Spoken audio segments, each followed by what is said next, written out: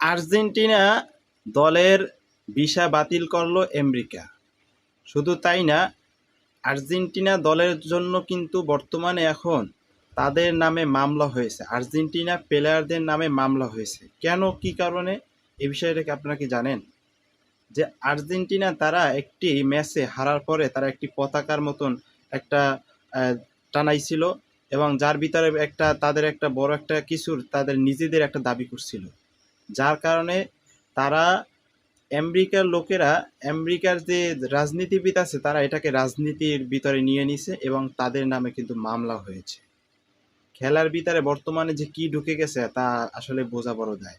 Argentina নামে মামলা হয়েছে, আর্জেন্টিনার যে ভিসা বাতিল করা হয়েছে, তারা এখন পর্যন্ত কিন্তু আমেরিকা থেকে তাদের দেশ এখন পর্যন্ত যেতে পারেনি।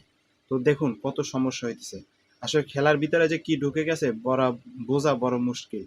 তো গাইস, আসলে খেলাটা খেলার জায়গায় থাকবে। কেউই চায় না যে খেলার ভিতরে বিভিন্ন রাজনীতি ঢুকে পড়ুক, খেলার ভিতরে হিংসা, দলাদলি এইগুলো না ঢুকুক। খেলা একটা একটা বিনোদনের স্থান, এখানে রাজনীতি ঢুকলে কিন্তু সেটা বিনোদন আর থাকবে না। তো গাইস, যারা সম্পূর্ণ ভিডিও দেখছেন ভিডিওটা লাইক করবেন এবং চ্যানেলটি সাবস্ক্রাইব করে পাশে থাকবেন। ধন্যবাদ।